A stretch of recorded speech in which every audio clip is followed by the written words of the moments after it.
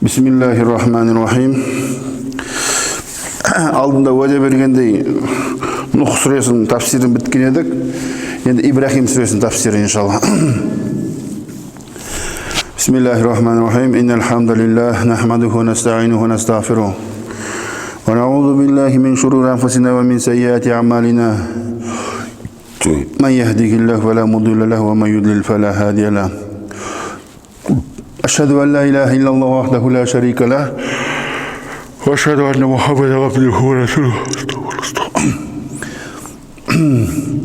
أعوذ بالله من الشيطان الرجيم بسم الله الرحمن الرحيم ألف لام را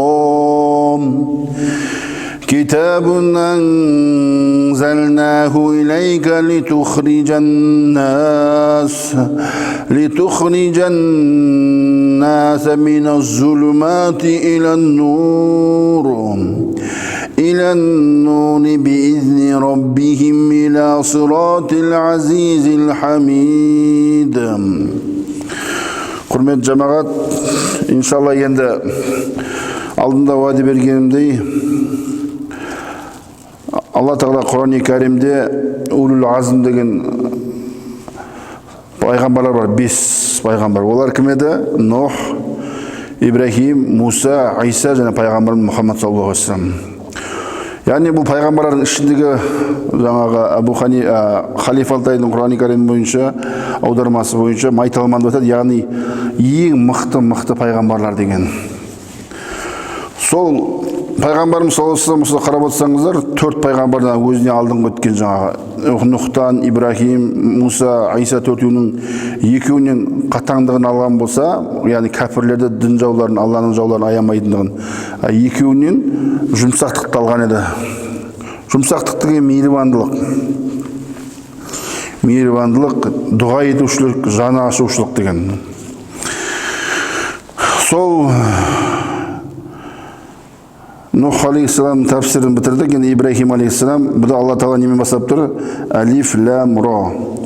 Яғни мағынасын бір ғана Алла Тағала білетін алиф лам ра, яғни хуруфул муқаттаа дейді. Бөлік әріптерін бастап тұр да. Китабун анзалнаху деп тұр. Ол кітап, сондай кітап анзалнаху илейка деп тұр. Алла Тағала бұл Құр'ан-ы Кәрімді пайғамбар Мұхаммад саллаллаху алейхи ва саллямға түсіргендігін атап айтып тұр. Илейка. Яғни біз түсірдік бұл кітапты саған не үшін? Литухриджан-нас деп тұр. Адамдарды шығару үшін қайдан? Миназ-зулумати илян-нур. Қараңғылықтан жарыққа шығару үшін олардың Раббысының рұқсатыменен және иля сиратил азизил хамид. Аса мақтаулы, аса сыйлы Алла Тағаланың жолына деп тұр. Бұл жерде құрметті жамағат, пайғамбар Мұхаммад саллаллаху алейхи ва саллям неге Алла Тағала ерекшелеп деп тұр? Яғни ерекшелеп тұрған себебі өздеріңіз білесіздер, мына Құр'ан-ы Кәрим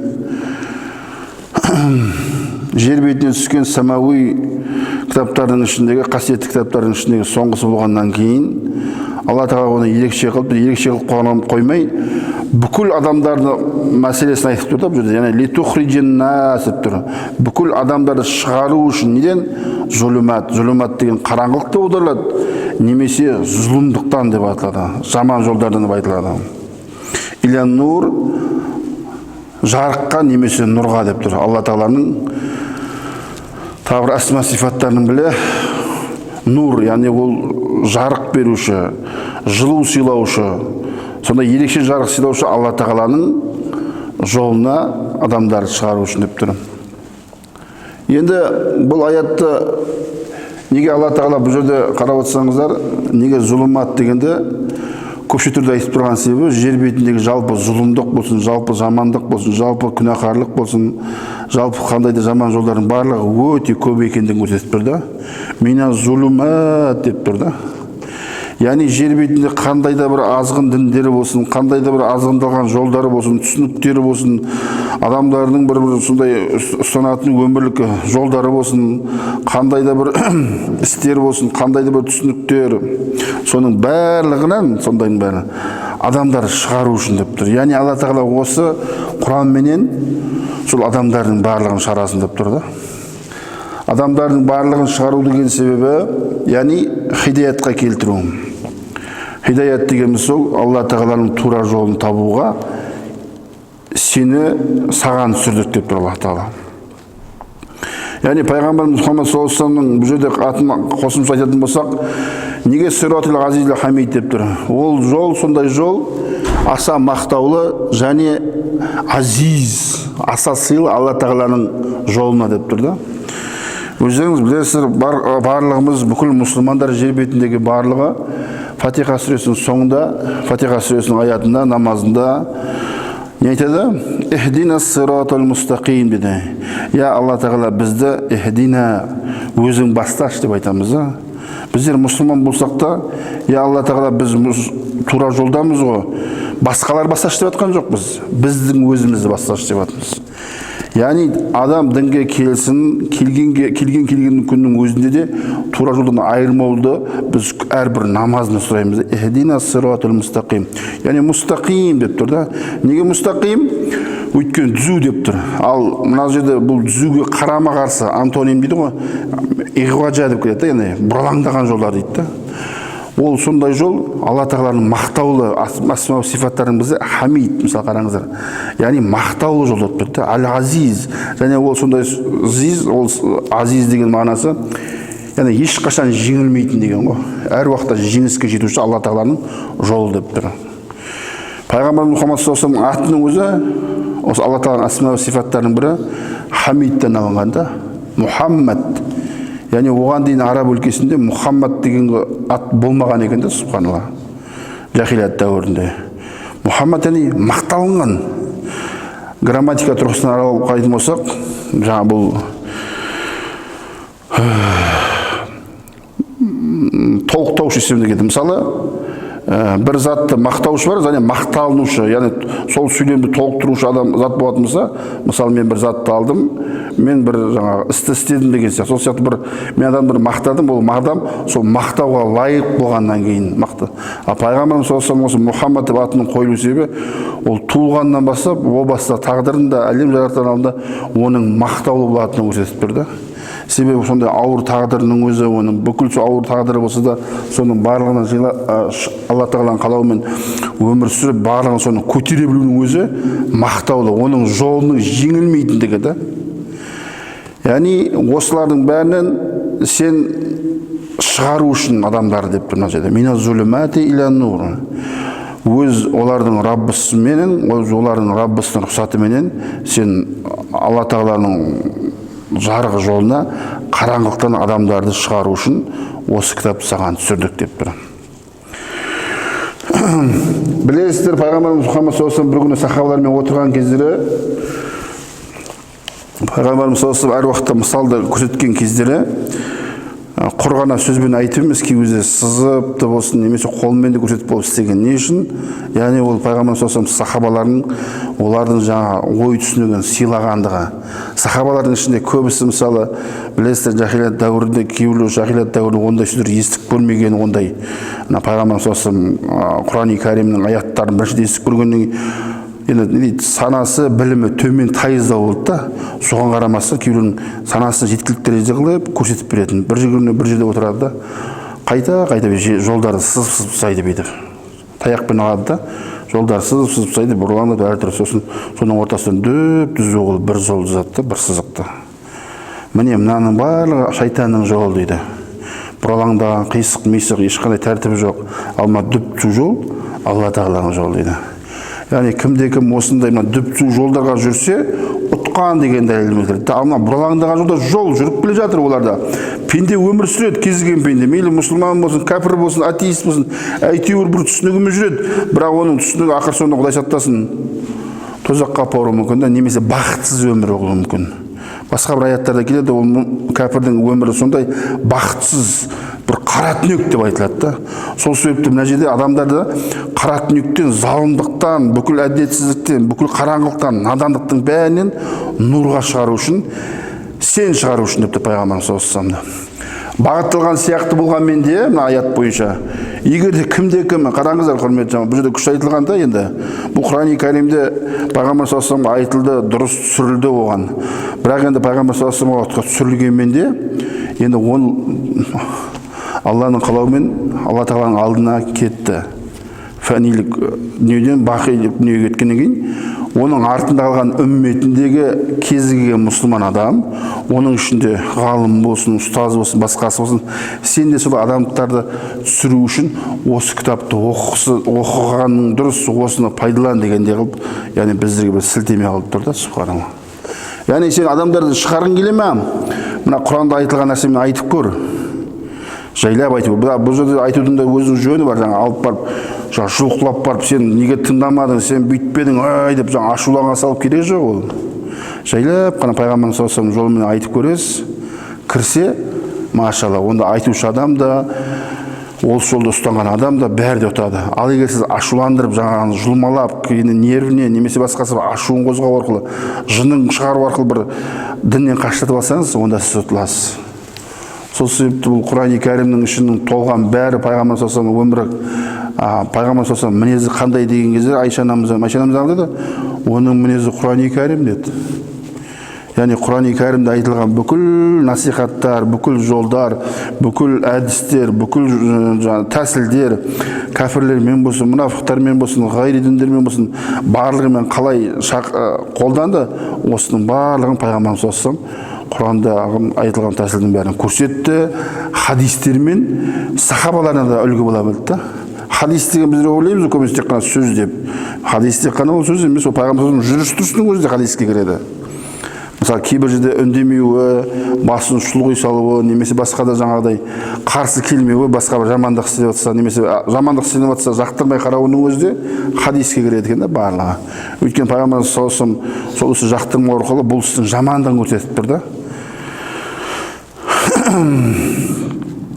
Енді ол Алла тағала қандай дегенде Аллахуллази лаху ма фис самауати ва ма фил арди. Ол Алла тағала сондай, Алла тағала Аллази сипаттап жатыр Алла тағала өзін. Лаху ма фис самауати ва ма фил арди. Бүкіл аспандардағы бар мақлұқаттардың бәрі ол үшін деп тұр, және жердегілер деп тұр. Самауат енді бұл жерде көпше түрде келіп тұр, 7 қабат аспанда айтылады. Және жер бір жекеше түрде келіп тұр, жердегілердің барлығы Алла тағалаға тиесілі деп тұр.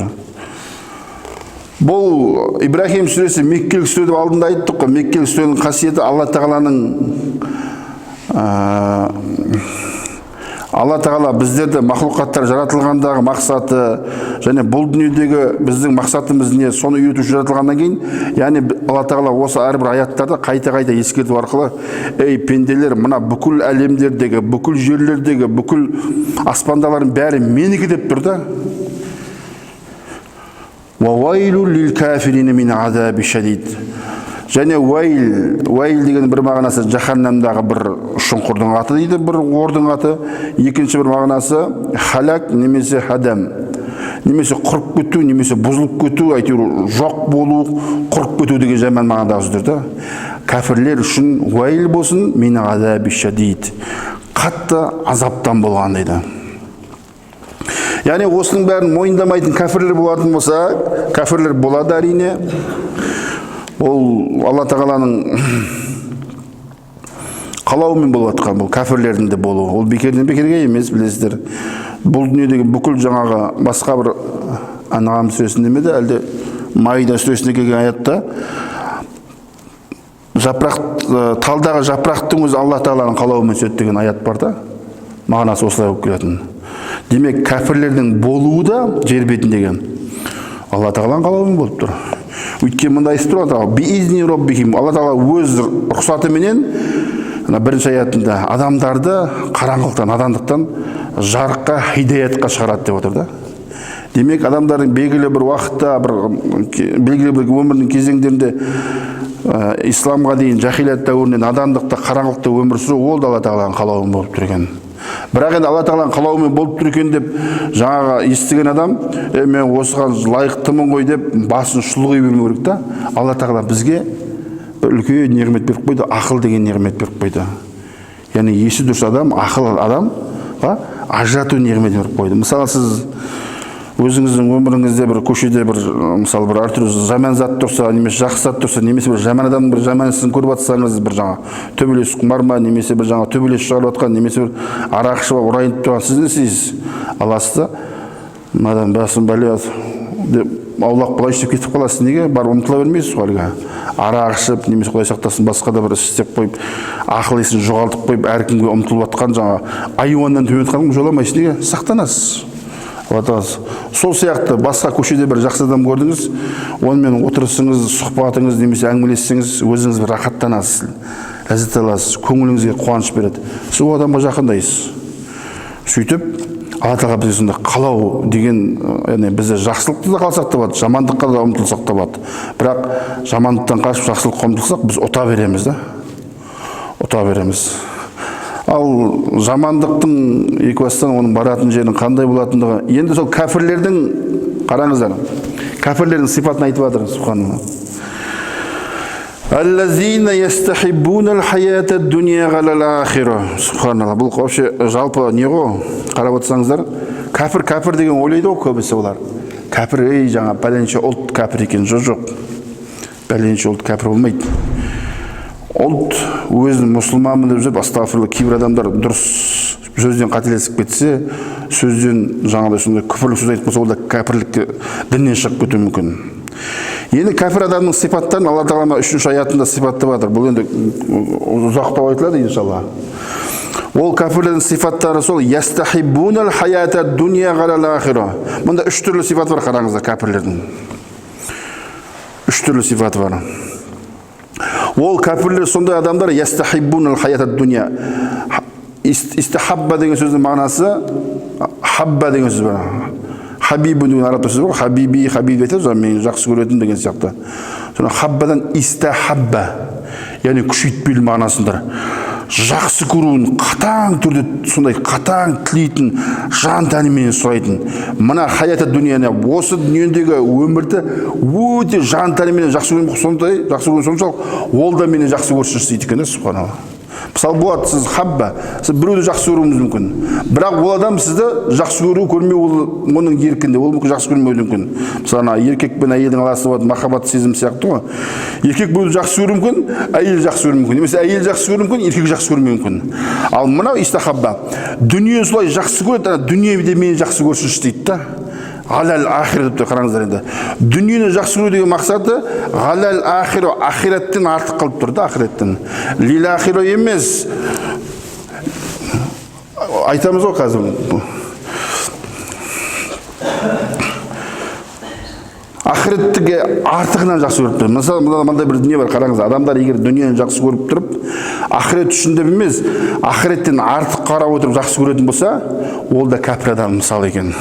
Көп адамдар ойлайды жаңағы, дүниені тауып алайын, бәрін осы жас кезінде, немесе осы бір күшінің бар кезінде тауып алайын, бәрін иеленіп алайын деп ұмтылады, ауызбилля, ақыр сонда соңына шейін жете алмайды да, бір күні бір жерге бір шұңқырға келіп құлайды да. Бірақ оның мақсаты не? Бұл дүниесін, бұл дүниеде қолдану үшін да. Яғни мына аят бойынша ахиреттен бұрын, ахиреттің үстіне пәни дүниені артық қойып отыр дейді. Лил ахир, егер лил ахир болатын болса, дүниені жақсы көреді, ахирет үшін дейтін болса, онда мағына басқаша оларды. Ахиреттің үстіне қойып отырып жақсы көреді деп тұр. Яғни ахиретке қалдырмайды.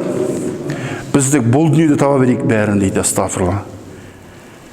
Мына жерде Алла тағаланы қараңыздар, бірінші несі сол жаңа кәпірлердің сипаттарының бірі. Дүниені қатты жақсы көретіндігі ахиреттен артық көріп отыр. Ой, астағфирулла, әртүрлі жаңағы дінге қарсы келген адамдардың, әртүрлі атеистердің, әртүрлі зіндиқтардың, сонда дінге қарсы адамдардың сөздері бар ғой, жаңа астағфирулла, ана жаққа қандай кім барып келген екен, бәрін бұл жеп қалайық деген сияқты сөздердің барлығы мен осы адамдардың сөздері да, субханалла. Бірақ мен сондай кісілерге айтадым баяғыда бір. Сіз деймін да, бір кісі сонда бір үлкен кісімен сәл не алып қалдым бір. Алла тағаланың не ғой.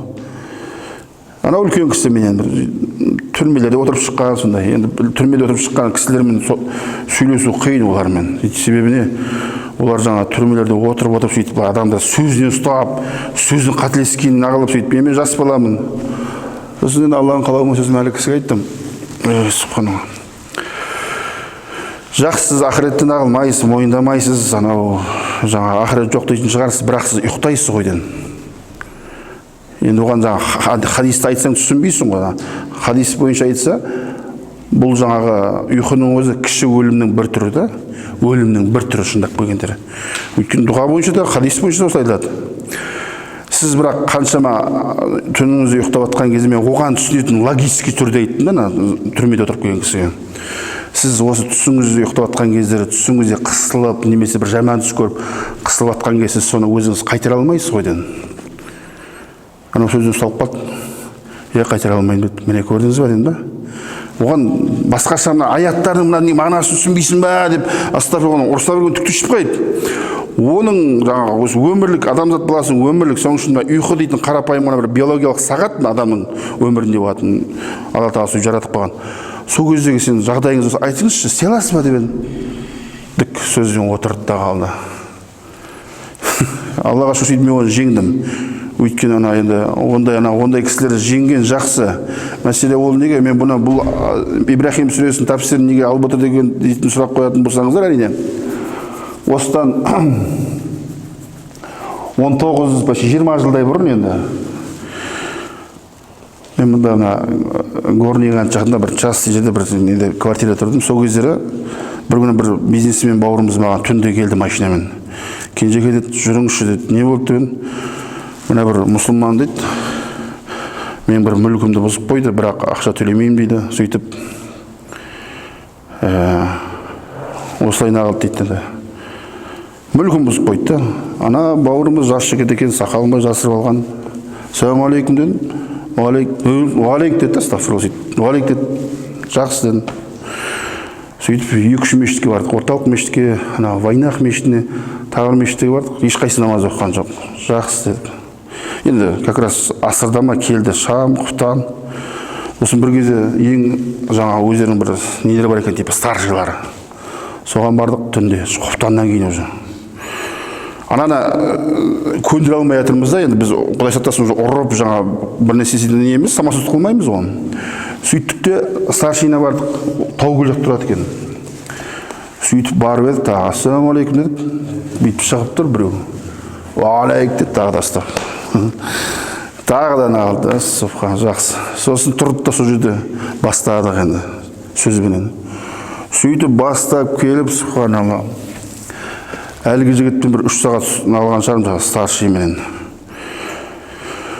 Мен сенбей сөйтіп нағылып тұрады. Сосын сол кезінде Ибрахим алейхиссаламның өмірін өзінше дәлел қылып айтады да маған. Сосын мен жақсы Ибрахим алейхиссаламның өмірін мен саған сонымен дәлел айтайын дедім де. Бұл басқа сүреде келген Ибрахим алейхиссаламға байланысты оқиғаларды аяттарда сөйтіп дәлел келтірдім де. Сөйтіп айналып келіп осы Ибрахимді айта береді да. Ибрахим алейхиссалам Ибрахим. Сосын мен Аллаға шүкір 3 сағат соны алып жеңіп, келесі күні ана бизнесменге ана жігіт мені менсінбей тұрған уағалейкум.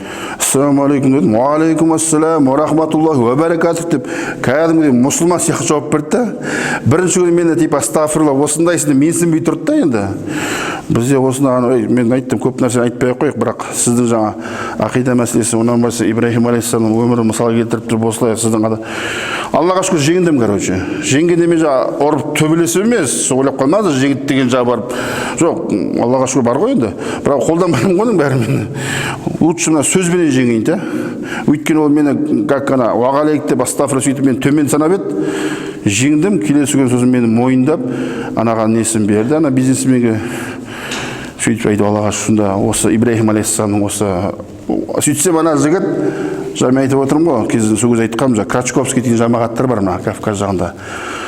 Совет үкіметінің кезінде востоковед дейтіндер болған. Востоковед дейтіндер шығыстану арқылы шығыстың әлсіздігі, жақсы, жаман жақтарын біліп арналған белгілі бір ғылым. Ол шығыстанушылардың бәрін бір жаңағы мен дінге жан шетіп айта алмаймын, өз басым. Себебі неге Өйткені кейбір шығыстанушылардың дінді үйренді не үшін діннің ішіндегі әлсіз жерін тауып арқылы дінді бұрмалау үшін істеді да. Солар Крачковский деген Совет үкіметінің кезінде бір кісі востоковед болған, бір переводын шығарған, бірақ сырой дейді, әлі піспеген. Олар соны аударып алады екен де, соныменен жаңа Құран осылай ғой, осылай ғой, орысша жаңа переводымен істемекші болады да. Мен айттым, ей бауырым, сен оқып ал дедім әлі. Сен ойлама, сен бір Крачковский. Мен Крачковскийдің бір Иса алейхиссаламға айтқан бір сөзінде мына сол переводында көргенмін. Переводында көрген болатым жаңаға. Иса алейхиссалам айтты, бойтесь Аллаха, поклоняйтесь міне деп айтылған жазылған жер бар. Крачковскийдің переводында. Крачковскийдің переводында қараңыздар. Бұл жаңа арабша мағынасында емес, Крачковскийдің переводында. Себебі неге? Осындай переводтарды, сондай әдейі кітаптарды шығарады мұсылмандардың арасында. Мұсылмандар мынау сендердің діндеріңді көрсету үшін, бірақ шындап келгенде мұсылмандардың ішінде ақымақтар да көп қой. Ақымақтар толып жатыр қазір. Қазір де пашық-пашқысымен бар. Астағфирулла. Мысалы, ұстаздар айтып отқан кезде қақиып тұрған сияқты. Мысалы, ұстаз әңгіме айтып отқан кезде, ұстаз дағуат етіп отқан кезде, Бұхари мен Муслим деген хадисте Жибрил алейхиссаламның өзі пайғамбарымыз саллаллаху алейхи ва саллям келіп алдына келіп отырды ғой. Қараңыздар. Көп мұсылмандар білмейді бұны. Мән бермейді әдейі. Неге? Ана жерге отырып қойсам, бір ауыр күнә істеп қоятын сияқты ойлайды да. Мен қараңыз, бүйтіп ұстаздың алдына келіп отырса бір емес пе, кейбіреулер? Қазір кабаир деген бар, тозаққа түсіп кететін күнә. Сол сияқты қылып қоятын шығарым деп қорқады да. Ал Жибрил алейхиссаламның өзі пайғамбар саллаллаху алейхи ва саллям алдына келіп осылай отырды. Не үшін? Сол жерде тұрған сахабаларға бәріне көрсету үшін. Ұстаздың алдында құрметті. Енді пайғамбар болмайды, болды енді. Өтіп кетті. Бірақ пайғамбардың мирасқорлары бар ғой. Пайғамбар хадисінде айтқан ғұлама уарисул анбия деп айтылғандай. Ғұламалар пайғамбардың мирасы, немесе ұстаздар, немесе шәкірттері, немесе осылар үшеуін, төртеуін жақсы көруші адамдар дейді да. Кімде-кім оларды жақсы көрмей, мойындамай тәкаппарлық қыла берсе, білістің әскеріне жетеді адамдар, тозаққа түсетін. Мұсылмандардың ішінде жетеді, қараңыздар. Ойлап қоймау көзі, кәпірлер жаңа тек қана тозаққа түсетіндер тек қана кәпірлер екен. Жоқ. Мұсылманның ішінен де тәкаппар адамдар емес пе? Мұсылмандар үшін тәкаппарлар. Олар да түсетіндер, иншалла. Өйткен неге? Олар жаңа мұсылмандардың, кәпірлердің сондай сипаттары солар. Уаясуддуна ан сабилиллах деп тұрды, мына 3-ші аятында. Олар кәпірлер сондай адамдары Алла тағаланың жолынан тосады деп тұр. Мысалы, бұл жерде Алла тағаланың жолынан тосады деген сөздің мағынасы әртүрлі да, бұл өте терең бұл негізі. Алла тағаланың жолынан тосады дейтін сөз, Алла тағаланың жолы деген былай отдельный бір жол жоқ, былай қарап отырсаңыз, материалында. Алла тағаланың жолы деген бір түсінік, өмір сүру тәртібі. Соған байланысты айтылатын нәрселердің бәрінде өзінің іс-әрекетімен басқадан істеме кімде-кім бұзатын, басқалар бұратын болса, олар соған кіріп кетуі мүмкін. Мысалы, сіз бір жерге бастықтың алдына бардыңыз да, сіз бастықтың алдына бір тапсырма алып жатсаңыз, алдыңызда біреу қақиып тұрып, бүйтіп тұрып алса, бастық айтады ғой, мынау кім құртшы дейді ғой. Мысалы, айтайық та, мешітте емес басқа жерлерде бір кішігірім коллективтер болса айтады ғой, сен кімсің бар, кетші дейді ғой. Біздің мешітте көбінесе ондай дейді, адамдарға былай ұяты бар ғой, түсінеді ғой деген сондай немен түсіндіреміз да жаңа. Хаятта хадисте келеді ғой. Егер ұялмайтын, ұятсыз болсаң, білгенді істе дейміз мен айтамын. Ин калами мин нубуатил уля деп келеді да, фастана ма ши'та деп келеді. Егер сен ұятсыз болсаң дейді, білгенді істе бер дейміз мен айтамын. Ұятсыз адам, ал-хаяу минал иман деген. Кімде-кім ұят болса, ода иман бар деген. Ал кімде-кім ұятсыз болса, ода иман жоқ. Но сақал болуы мүмкін. Сақал болуы мүмкін, балақ болуы мүмкін, намазды әртүрлі оқуы мүмкін, бірақ иман ода жоқ әлі. Көрдіңіз ба? Өкінішке орай кезінде ғана солар андай кісілердің жаңа айттым ғой жаңа оқиғаларда. Осыдан 20 жыл бұрынғы жаңа уағалейк деп маған қарсы болып сөйтіп менсінбей тұрып, менің типі. Енді менің оғы сақалым кішкентай да енді. Ана өзі бір жаңа. Типі, менің сақалым бар, сен кімсің дегенде. Жақсы, енді мен не деймін оған. Кейін кетіп қалғанша кететін жеріне астағфирулла. Міне қараңыз, сол себепті кәпірлердің сипаттары жаңа бірінші айтып тұрмыз ғой. Олар бұл дүниені жақсы көреді деп тұр. Яғни мұсылман адам бұл дүниені жақсы көретіндігі соншалық, ақыреттен бұрын бұл дүниеде көбірек іс-әрекеттен несін істейді, бұл дүниеде бәрін рахатын көруге тырысады да. Бұл дүниеде, ақыреттен бұрын. Ал мұсылмандар не? Бұл дүниені сынақ дүние деп алады да, бұл дүниеде істейді шамасы келгенше. Бірақ барлығының көңілінде таба отырып істейді. Түсінесіз ғой, яғни кәпір ма? Кәпір болса оған кәпір деп айтпайсың. Жақсы, ол енді дінді білмейді екен дейсің, соған сәйкес кешірім түсініспен қарап, оған қатты нағылмай, соған сәйкес істей бересіз. Мейлі діні бар, бірақ ұятсыз дейміз. Жақсы, ұятсыз адамға не істейміз мысалы? Болады ғой, бір туысқандардың ішінде бір ұятсыздар болады, оған жоламайды туысқандар жаңа. Енді аға, сіз өмірді біраз көрген шығарсыз деп ойлаймын. Ана не дейді, сөз қонбайтын ақымақтар дейді да, оған бәрі де жоламай-ақ қойшы оған. Түсінбейді ғой дейді, не істейсің дейді. Что-то разве дураком будешь дураком, что ли, деп қояды мысалы. Сол сияқты бұл жерде Субхана Алла Тағаланың бұл Құрани аяттарын түсіну үшін Алла Тағала бірінші адамда ұят деген болу керек. Ұят әл-хаяу минан иман деп келеді. Ұяттылық ол иманнан дейді. Әл-хая деген сөздің өзі мағынасы әл-хайюн деген Алла Тағала асма сифаты дейді. Мәңгі тірі Алла Тағала бар емес, мәңгі тірі Алла Тағала. Соның есімнен шығып тұрған түбір сияқты. Демек, мәңгі тірі Алла Тағаладан ұялатын адам, сол сияқты басқа адамдардан ұялатын адам, ода иман бар деген. Мейлі онда сақал болмай-ақ қойсын. Мейлі ол балағы ұзын-ақ бола қойсын. Мейлі ол әлі дінге жаңа кіріп жатқан болсын. Ұят болса, дінде 10 жылда оқи берсін, 20 жылдап. Мен мысалы кезінде жігіттердің түр-түрін көрген ғой, Аллаға шүкір. Сақалы мынандайды да көрген, мынандайды, бәрінде көрдік, Аллаға шүкір. Бірақ түсінігін қарасаң, астағфиралла, әлі ұятсыздау екен да. Ұятсыз прям. Без комплекс деген сияқты ғой. Міне по-барабан дейді, астағфиралла. Типа олар жахилдер ғой, ана ғой, намаз оқы. Мен жахил болсын, ертең ол кім біледі, мүмкін олар кіріп, сенен бұрын жаңа кіріп кететін шығар. Жоқ, олар жахилдер дейді, астағфиралла. Адамды олай сөгудің қажеті жоқ. Сыртқы бейнетіне қарап тұрып.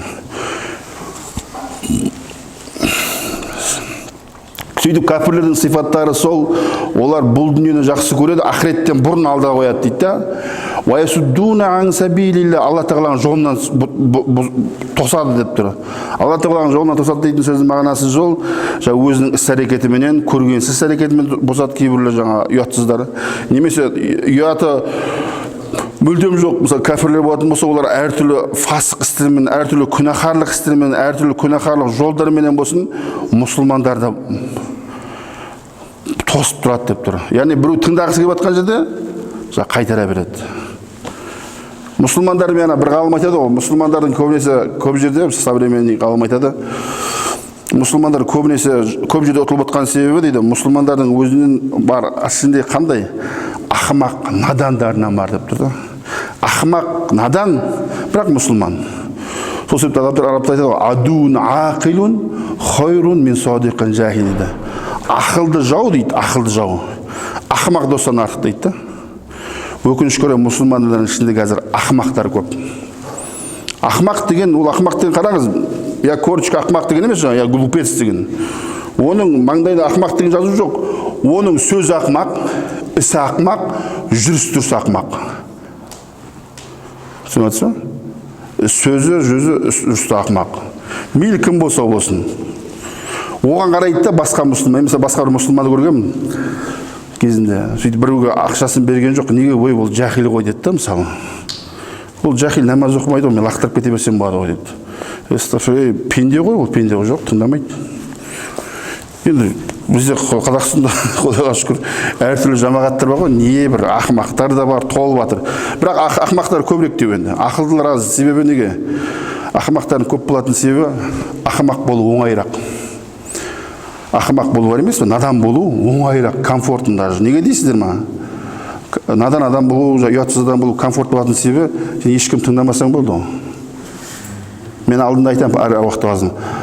Мұсылман адам, мүмин адам бал арасы сияқты көрек. Бал арасы бүкіл адамдардан жинайды, ғалымдардан жаңа. Бәріне жинап, сөйтіп, балды әкеліп жинайды. Не үшін? Адам, Алла Тағаланың екінші бір жаратқан мақлұқат бар, адам дейтін, мысалы біздер сияқты. Осылар емдіктер неге қолдансын дейді. Ал біз шыбын болмау керекпіз деймін ғой деймін. Шыбындар жастар говнолардан жинайды ғой мысалы, иә. Біз баларас сияқты жақсы жағын алу керекпіз деймін. Сол себепті бұл жерде, мына жерде зұлмат деген сөздің мағынасы да жаңа жамандықтар, көргенсіздіктер, ұятсыздықтардың бәрі Алла Тағаланың жолынан тосатын болса, Құдай сақтасын, ол да дейді, кәфірлердің сипаттары болып кететін құрметті жамағат. Уаябғунаха ғиважа. Енді қараңыздар, үш түрлі сипат деген жоқ мұнда. Уаябғунаха ғиважа депті, қараңыздар. Олар сондай адамдар, кәфірлер. Олар әр уақытта дәмеленіп жатыр, ғиважа дейді.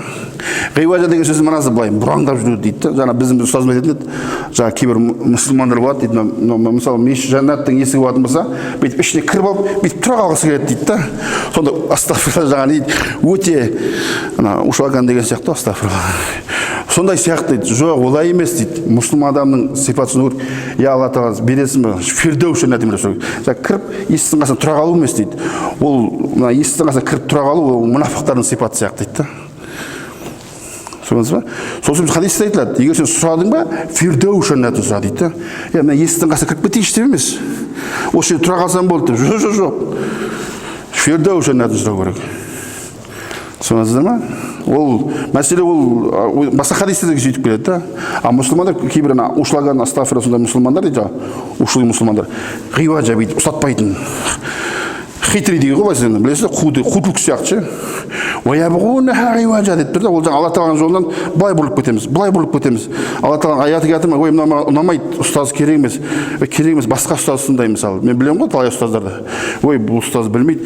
Мен пәленше мемлекетте бір ұстазым бар, соны тыңдайын дейді. Астағфир, тыңдай бер, ақыр соңында кететін жеріне кетіп, ақыр соңында сол жақта өліп қалды, бала шағасы қалып қойды. Мен бір семьяны білемін. Мен тыңдамайтын. Осы уақытта отырамыз ғой, тыңдамайды, тәкаппар, астағфир. Бар енді сұқана, тәкаппар. Сосын бір күн бір ілінісіп қалдық сондай. Ол айтады да, маған қорқытқысы келеді мені. Типі мен баяғыда жахилатта өйттім, бүйттім, айттым. Көрген біздерім сындайлар дедім. Сөйтіп ақыр сонда Қазақстаннан басқа мемлекет кетті. Кейін сол жүре жүрді, әйел бала шағасы қалып қойды. Өзі өліп қалды. Мен тыңдамайтын. Мен айтадым, есігеді, бауырым, былай. Ой, мына конкрет астaf, конкретно осы ақыр конкретно кеттің ғой дедім сон. Жоқ, болды сонда. Әлі осындай кісілерді меніңше ойлаймын, астафыр, кейбір адамдар әдейі дайындап жібереді жамағаттардың арасына. Жамағаттардың арасына жібереді. Не үшін? Жамағаттардың арасына іріткі салу үшін. Мысалы, сіз семьяңызбен отырсаңыз, сіздің бір семьяңыздың ұйтқысын көріп жатса, мысалы, бала шағаңызбен туыстармен бір нәрсе істеп жатсыз, шаруашылық бар нәрсе істеп жатсаңыз, сырттан бір қарап тұрса, біреу айтады, мына ағаның семьясында ауызбіршілігі бар екен, не істейміз дейді. Давай біз бұлардың арасында бір агент жіберейік дейді, астағфирулла. Абар жібереді де, сіздің туысқандарыңыз ішінен бір әлсіз бір күн тауып алады, сосын соған қарсы үгіттей бастайды. Үгіттей бастайды, сізге қарсы шығатын қылады. Ойбай, ана ой, мына ой деп, ақыр соңында сіздің отбасыңызға Құдай сақтасын жамандық әкелуі мүмкін да. Мұсылмандардың арасында қазір адамдар ақымақтар. Міне осындай адамдар сияқты ғой. Түсінесіз ба? Мен айтпаймын, ұсыныспен сұрақ айтылсын деймін. Бірақ андай бүлік салатын, іріткі салатын, әдейі қырсығып тұрып, көргенсіздік, ұятсыздық көрсететін адамды мен кім болса, о болсын сыйламаймын деймін. Фамилиясына қарамаймын демейдім.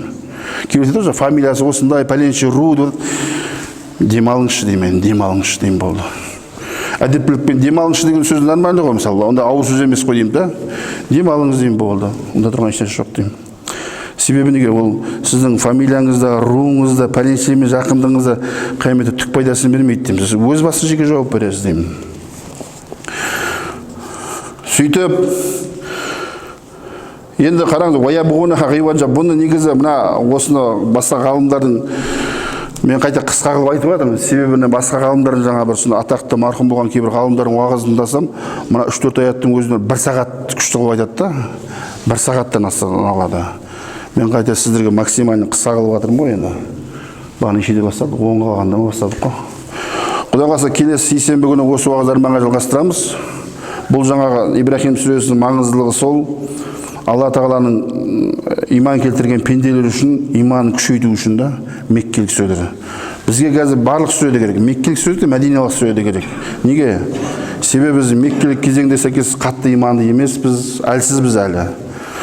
Сол сияқты мәдиналық кезеңде сияқты біз шариғатты қатты білмейміз. Екеуі де керек.